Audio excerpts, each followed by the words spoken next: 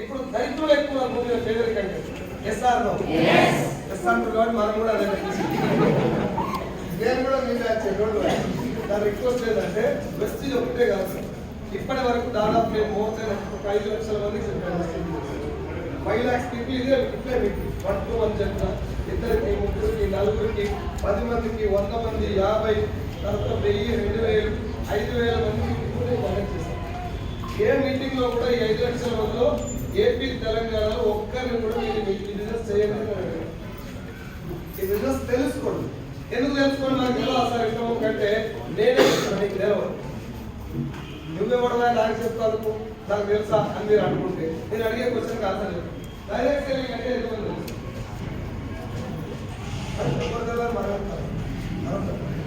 Sir నేను మీకు ఎవరు తెలియదు నాకే తెలుసా నేను తెలిస్తే చేయలేవని చెప్పండి. డైరెక్ట్ సెల్లింగ్ అంటే కంపెనీ తయారవుతుంది, డైరెక్ట్ కస్టమర్కి వస్తుంది, అది డైరెక్ట్ సెల్లింగ్ కదా.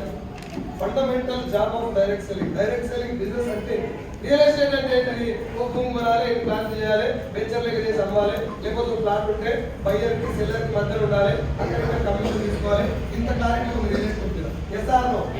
అట్లా డైరెక్ట్ సెల్లింగ్ మీద ఎవరికన్నా ఈ బిజినెస్ ఇది అని తెలుసా? నాకు కూడా బిజినెస్ మీటింగ్ రాకముందు నాకు కూడా పోనీ వదిలే నెట్వర్క్ మార్కెటింగ్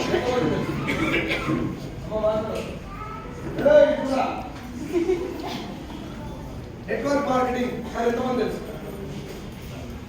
2 క్వశ్చన్. ఒక్క చేయి కూడా లేవు, ఒక్క చేయి కూడా. సార్ నేను తెలిసింది కానీ రాష్ట్రం కానీ తెలిస్తే నిజంగానే చెప్తాను సార్ నాకు తెలుసు.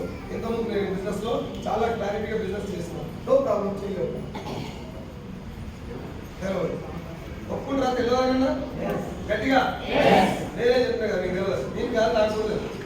నేను అదే బ్యాచ్ ఇక్కడ కూర్చొని ఎవడన్నా వచ్చి బిజినెస్ చెప్తే మస్తు వచ్చినా ఇట్లా తెలియదాన్ని మస్తు వచ్చినా ఎందుకంటే నాకు ఇప్పటికి అర్థం కాదు. నేను ఎందుకన్నా నాకు కూడా అర్థం కాదు. పోనీ ఇంకో క్వశ్చన్ అడుగు. చైన్ సిస్టమ్ ఎంతమంది ఉన్నారు? లేవట్టాలి సార్ లేస్తాయి అన్ని చేతులు చైన్ సిస్టమ్. ఇది కాకుండా ఇంకొక క్వశ్చన్ అడుగు.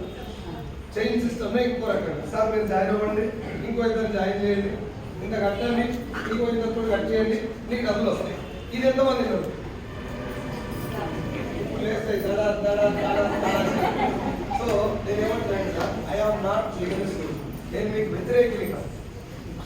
మనం ఆ విషయాన్ని తెలియకుండానే ఇప్పటిదాకా ఇట్లాంటి చాలా చూసినాం అనుకునేటటువంటి హాఫ్ నాలెడ్జ్ బ్యాచ్ లో ఉన్నాం. నేను ఇప్పటిదాకా 200 మందిని డైరెక్ట్ గా దగ్గరికి వెళ్ళి సార్ మీరు వెస్టేజ్ బిజినెస్ అంటే వెస్టేజ్ బిజినెస్ గురించి అడిగాను. వద్దు తప్పే ఇట్లాంటి ఇట్లా పెట్టారు. ఇన్ని చూసినారు. ఏమేమి చూసినా ఒక 4 కంపెనీల పేరు చెప్పాలంటే అయిపోయింది. పోనీ చెప్తే 1-2 కంపెనీల పేరు చెప్పారు. ఏం చేసినావు సార్ ఇలా అంటే అక్కడ వచ్చి జాయిన్ కామన్నాడు, జాయిన్ అయ్యి ఇంత కొనమన్నాడు, 1,00,000 వస్తుంది అన్నాడు. రాలి ఎందుకు జాయిన్ అయినావు సార్? ఎందుకు జాయిన్ అయినావో తెలియకుండా బిజినెస్ లో జాయిన్ అయితే పైసలు వస్తాయా మీరు చెప్పండి. బిజినెస్ ఏందో అర్థం కాకపోతే ఆయనకి ఎవరికో వచ్చినాయని చూసి జాయిన్ అయ్యాను, ఆయనకి వస్తే నీకు వస్తాయా? మల్లారెడ్డి సార్ చెప్తాడు కదా, మంత్రి మల్లారెడ్డి, మాజీ మంత్రి. నేను పూలు అమ్మినా, పాలు అమ్మినా, కాలేజీ పెట్టినా. నువ్వు కూడా పూలు పాలు అమ్మితే కాలేజీ పెడతావా? మినిస్టర్ అవుతావా? పూలకాయలే ఉంటుంది మన పరిస్థితి. పూలే చక్కగా అమ్మలేం కాదు, అవునా కదా? సో వెస్టేజ్ లో బిజినెస్ లో డబ్బు వచ్చినంత మాత్రాన వీళ్ళందరికీ వచ్చింది కాబట్టి నీకు కూడా రావాలని రూల్ ఏమి 100%. వాళ్ళకి ఎట్లా వచ్చిందో తెలియాలి, అసలు బిజినెస్ ఏందో తెలియాలి, ఈ జనాలు దీన్ని చూస్తే ఎందుకు భయపడుతుందో తెలియాలి. మనకు తెలుసుకోవడానికి ఎందుకు ఇంట్రెస్ట్ లేదంటే పైసలు ఎక్కువ చెప్తున్నారు. ఇదే హాల్లో ఏమైందా ఏం ప్రాబ్లం? ఎవరికి నేను చూసుకుంటాను సైకిల్ చేస్తే ఉన్న పని నా పని నేను చూసుకుంటా కదా. మీరు ఎంత అమ్మాయి వినిపిస్తుందా? ఎంత చూడకూడదు, మీరు అట్టే చూడండి. 6 గంటల ఎన్నుకోలకు నిలబడాలి. వినిపిస్తుందా?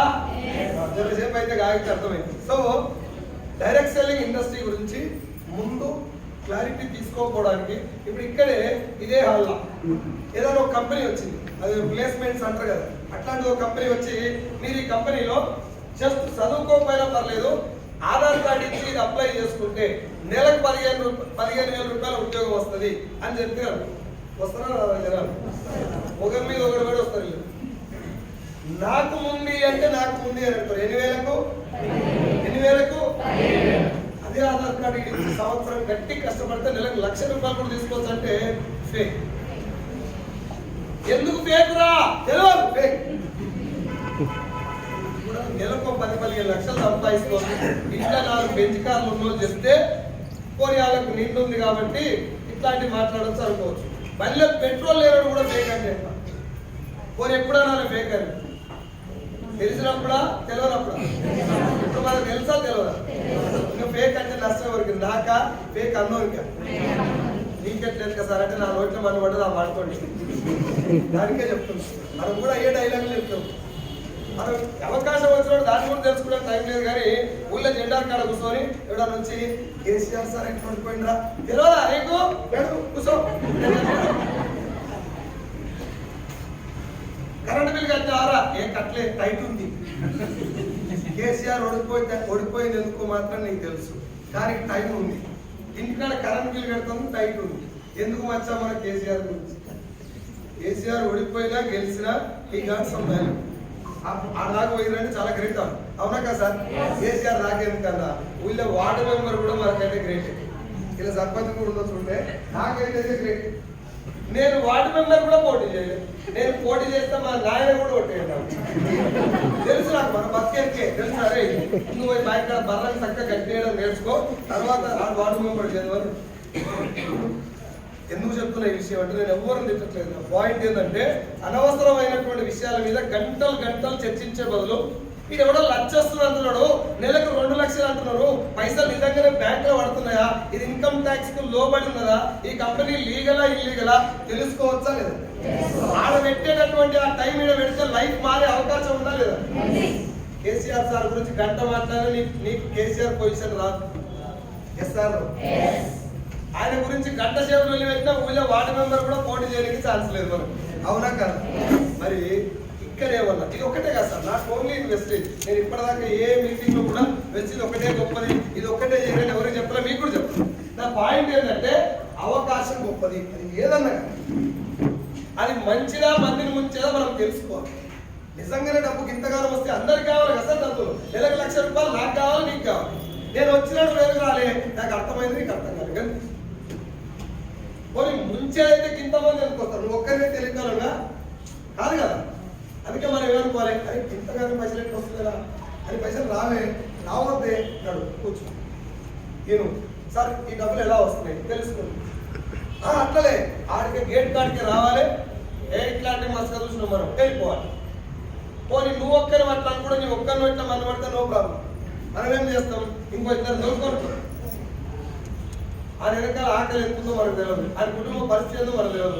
మన దరిద్రం వల్ల మన ఆలోచన వల్ల మనం నాశనం అయిపోతున్నాం ప్రాబ్లం. కానీ మన ఆలోచన వల్ల అవసరాలు కూడా నాశనం అయిపోయే రైట్ మనకి ఎవరిచ్చింది? ఏ సార్? సో 39 months నుంచి నేను ఈ బిజినెస్ లో ఫుల్ టైం జర్నీ చేస్తున్నా. వాట్ ఓత్ హ్యావ్ టేకెన్, నేను ఏం ప్రతిజ్ఞ తీసుకున్నా అంటే జనాలు ఈ బిజినెస్ లో రాకపోవడానికి కారణం ఏంటిది? పైసలు అవసరం లేకనా? ఈ బిజినెస్ ఏందో తెలియదు. ఇప్పుడు మనం ఏం చేయాలి? జాయిన్ చేయాలా తెలియజెప్పాలి. చాలు. ఎందుకు అంటే ఈ మీటింగ్ కి చాలా మంది టైం పాస్ కు లేకపోతే చాలా మందిని ఏమంటారు బలవంతంగా వచ్చి కూర్చున్న వాళ్ళు ఎప్పుడైపోతారో ఈ మీటింగ్ అనుకుంటున్న వాళ్ళు కూడా ఉంటారు. ఇదే మీటింగ్ లా వీళ్ళేమో 1,00,000 అంటారు.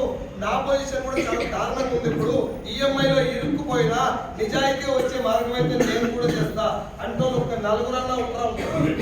ఈ మీటింగ్ పెట్టిన 4 గురించి. అందుకే మిగతా వాళ్ళు ఎవరన్నా మాట్లాడాలంటే మాట్లాడకుండా సైలెంట్గా ఉండండి.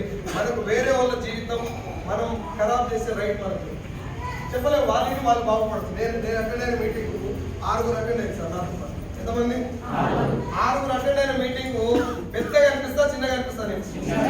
అంత చిన్న మీటింగ్ ఇప్పుడు సక్సెస్ అయినట్టు ఫెయిల్ అయినట్టు?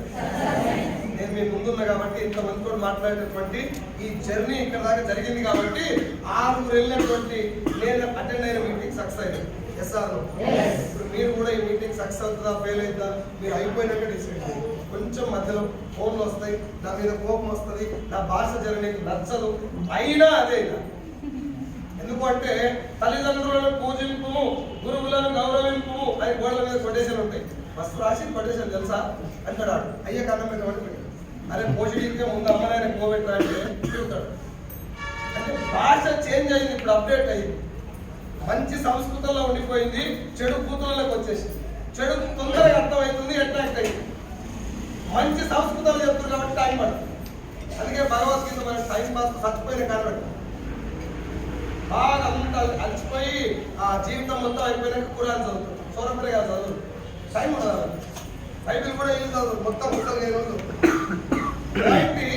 అవకాశాలు లక్షలు ఉన్నాయి. నెలకు ₹1,00,000 సంపాదించే ఆపర్చునిటీస్ కొంచెం ఉన్నాయి. జనరల్ మైండ్ల అల్లకెళ్ళి అనుమానం బయటకు వస్తే ఈ అవకాశం ఇది ఒకటే కాదు, ఏది వచ్చింది ఏంటి క్వశ్చన్ అడగాలి. అది చూడగానే డబ్బు చూసి నెగిటివ్ మైండ్ సెట్ కూడా ఆగం చేసుకుంటే నష్టం వరకు మనకా చెప్పిన. కాబట్టి జస్ట్ వినండి, తెలుసుకోండి. నాకు తెలుసు మీరు నాకంటే మంచి పొజిషన్లో ఉన్నవాళ్ళు ఇక్కడ, నాకంటే ఎక్కువ సంపాదిస్తున్న వాళ్ళు, నాకంటే టాలెంట్ ఉన్న వాళ్ళు, అయినా మీకు బిజినెస్ ఉపయోగపడుతుంది. నెలకు ₹1,00,00,000 సంపాదిస్తున్న కూడా రెస్ట్ తీసుకోండి, ఇంకో 10 లక్షల కోసం పనిచేస్తూనే ఉంటుంది. కాబట్టి మనం 15,000, ₹20,000 జీతాలు చూసి ఆగభాగం అయిపోయి ఈఎంఐ తిరిగేటటువంటి ఆ జీవితంలో ఉండి ఇది మొత్తం నా జీవితం ఇదే అని చెప్పి ఫిక్స్ అయిపోయింది. కొంత వయసు అయిపోయిన తర్వాత దేవుని బదనాలు చేస్తారు. నాకు దేవుడు రాత మంచిగా రాయాలి, పక్కనే గుడిని కదా పోయి రాస్తారు. దేవుడు రాస్తారా ఎవరు రాసుకోవాలి? చేతుల గీతలు మారుస్తాయా జీవితాన్ని? చేయి గట్టిగా బిగిస్తే మారుతున్నారు. అది తెలుసు, మనకు తెలుసు కానీ దేవుడి దగ్గర పోయి పొడుగు పెడతాడు, సులువు పెడతాడు, అన్ని పెట్టాలి, నువ్వు అన్ని చేయాలి. భగవంతుడు అంటే ధైర్యం, భగవంతుడు అంటే పైసలు ఇస్తాయని కాదు, నీకు ఏమంటారు అది రిజర్వ్ బ్యాంక్ కాదు. దేవుని దగ్గర పోయి దేవుడా నాకు ఎన్ని కష్టాలు వచ్చినా నిలబడేటటువంటి ధైర్యం వెయ్యి అని అడగాలి. అదే అడుగుతాం, కష్టం రావు. అందుకే అక్షయ్ కుమార్ చెప్తున్నాడు, నేను ఏదో వీడియో, దేవుడా దేవుడా నాకు ఏం ప్రాబ్లం చెప్పు, నాకు సమస్యలు ఉండదంటే సావు, ఇంకా సమస్యలే ఉంటుంది. మనిషి అంటే పోరా. Yes or no? Just request చేస్తాను మీ అందరినీ, ఈ బిజినెస్ ఏదో తెలుసుకోలేదు. మీకు ఇష్టం ఉంటే చేయరి, లేకపోతే ఆర్ యు ఆల్రెడీ ఒక్కసారి చలి పెట్టి శైలి ఇట్లా కట్టుకున్న వాళ్ళందరూ శైలి చలి వేస్తలేదుగా. సో సార్ నా పేరు సైదులు, మాది రంగారెడ్డి జిల్లా మంచాల్ మండల్. మా ఊరు పేరు ఆరుట్ల. హైదరాబాద్ ఒక 40 కిలోమీటర్ల విలేజ్ నాది. వెస్టీజ్ అనేటటువంటి ఈ బిజినెస్ ప్లాట్ఫామ్ లోకి రాకముందు నా ఎడ్యుకేషన్ అయిపోయిన తర్వాత, ఎడ్యుకేషన్ అంటే ఇరగదీసిన ఎడ్యుకేషన్ ఏం కాదు, డిగ్రీ. ఆ డిగ్రీ కూడా ఆఖరికి చూసుకుంటా రాసి దొరికితే పాస్ అయినా. పొద్దుగాల 9 గంటల దాకా బాయి కాడ ఉండేది. నేను పొరాలు వేసుకుంటా, బాయి కాడ బర్రెపాలు పెట్టుకుంటా, పెండ తీసుకుంటా, గడ్డి కోసి బర్రెలకు వేసి 9 గంటలకు పెళ్లి కాగానే ఇంటికి వచ్చి తానం చేసి బడి కుట్టేది. తానం అంటే ఇప్పుడు మీరు చేసేది కాదు, అప్పుడు వేరే 4G 5G కానీ అప్పుడు 4G స్నానం ఉంటుంది. తల స్నానం అంటే ఓన్లీ తలకు మాత్రమే స్నానం. అట్లా చేసి చదువుకునేది. వెనక లాగుకుంటూ పోతే బ్యాగ్ కింది గిడిచి ఇట్లా కవర్ చేసుకుంటూ పోయేది. అది మన చదువు.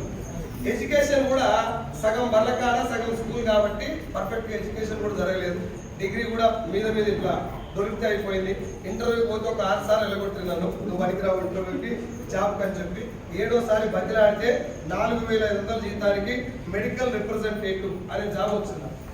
Medical representative 4,500 salary. నేనేమనుకున్నానంటే ఇక జాబ్ వచ్చిందంటే లైఫ్ మారుతుంది. ఇందాక చెప్పి సరస్సు మేడం, మంచి జాబ్ వస్తే మంచి పిల్లలు వస్తుంది, మంచి మొగుడు వస్తాడు, ఇంత కట్టం వస్తుంది. మనకి అదే చెప్పి జాబ్ వస్తే లైఫ్ మారుతుంది. కట్టం గిట్టం పెద్దగా మైండ్లోకి అప్పుడు పోలే కానీ లైఫ్ మారుతుంది. జాబ్ వస్తే 1 తారీఖు జీతం వస్తుంది, 3 తారీఖు అయిపోతుంది. లైఫ్ మారుతున్నారు కానీ అటు మారుతుందా ఇటు మారుతుంది, ఏం మారలే. 1 తారీఖు వస్తుంది, 5 తారీఖు అయిపోతుంది, 3 తారీఖు కూడా అయిపోతుంది. అట్లా 2013లో ప్రమోషన్ వచ్చినాడు. 25,000 జీతం. ఆంధ్రాలో కృష్ణా, ప్రకాశం, నెల్లూరు, గుంటూరు 4 జిల్లాలకు సేల్స్ మేనేజర్ 25,000 శాలరీ ఎండ్ అయింది. ఆ శాలరీ కూడా మళ్ళీ అడికాట్ అయింది. తర్వాత 50,000 జీతం తోటి 2017లో Telangana regional sales manager 50,000 salary, 2 పిల్లలు మళ్ళీ జీతం దాటి. నేను మీకు ఏం చెప్పాలనుకుంటా అంటే 4,500 వచ్చినప్పుడు బ్యాచిలర్ గా నా జీవితం ఎట్లుందో 50,000 వచ్చినప్పుడు 2 పిల్లలతో అట్నే ఉంది. నాకు ఒక్కరికి అట్నే ఉంటుందా? ఉద్యోగం చేస్తూ అందరికి అట్నే ఉంటుందా? అందుకే చెప్తా, నాకు ఒకటి చెప్తే నీకే వస్తుంది. అయితే ఈ గ్యాప్ లా మీకు నాకు కామన్ గా జరిగిన పాయింట్ ఏంటంటే అవకాశాలు కొంచెం వచ్చింది. చెప్పింది చాలా మంది ఒక బిజినెస్ ఆపర్చునిటీ ఉంది, పార్ట్ టైం ఇన్కమ్ ఉంది, లేకపోతే ఒక ఎక్స్ట్రా ఇన్కమ్ కోసం పనిచేసే అవకాశం ఉంది, ఒక ఇన్కమ్ మీద ఆధారపడద్దు, ఒక మీటింగ్ రా, ఇగో ఈ జూమ్ లో జాయిన్ గా, ఇవన్నీ చెప్పేది. అప్పుడు మనకు నెలకి 50,000 జీతం అయ్యి తెలంగాణ మేనేజర్ అనే కిరీటం ఉండే నెత్తి మీద. కేసీఆర్, రేవంత్ రెడ్డి అంత పెద్ద పదవి అనిపిస్తారు మనకు. ఇంకోటి ఒక 20 మంది నాకు టీమ్ లీడర్స్ ఉంటారు. వాళ్ళంతా రోజు పొద్దుగాల సార్ సార్ సార్ సార్ అనేది మనకు ఆ సార్ సార్ సార్ అనేది సార్ మీద కూర్చుంది నెత్తి మీద. నేను చెప్పినగా ఇందాక వార్డు మెంబర్ పోటీ చేసి ఓడిపోయినాడే చెప్పినాడు. తెలంగాణ మేనేజర్కి నెమ్మది అవుతుందా? రైతులో నెత్తి మీద డిస్కో ఆడినప్పుడు మైండ్ నెగిటివ్ తయారైంది. ఏం జరిగినా నెగిటివ్ ఆలోచన. ఇప్పుడు నేను ప్రజెంట్ చెప్తున్నా, ఈడ నేను మాట్లాడినప్పుడు కూడా ఇదంతా మాకెళ్తున్నా ఒరిజినల్ విషయం చెప్పరా అనుకుంటారు. అదే దరిద్రం, అదే దరిద్రం. మీటింగ్ ఎట్లా స్టార్ట్ చేయాలి, 7 అయిపోవాలి, 5 లక్షల మందికి చెప్పిన తెలుస్తుందో తెలియదు. నువ్వు ఇయ్యాలి వచ్చిన వాటిని కుట్లాట ఎక్కువ, డబ్బులు వెళ్ళిపోవాలి, ఏం చేయాలి, ఇంటికి పోయి ఏవో చేయాలి, ఇలాగే బయట పడాలి. నెగిటివిటీ గురించి చెప్తున్నా, చర్మసేపు మీకు కూడా చెప్తున్నా. ఆ విషయాలన్నీ పక్కన పెట్టండి. మీటింగ్ కాసేపు ఎక్స్పీరియన్స్ మీకు పనికి వస్తే పట్టుకెళ్ళండి, లేదు అంటే ఒక హాఫ్ డే ఒక సెషన్ విని వెళ్ళిపోయినా కొంతమంది సక్సెస్ స్టోరీస్ విన్నా అనేటువంటి సంతృప్తలు విని నేను ఎగ్జాక్ట్ గా 10 years జాబ్ చేసిన.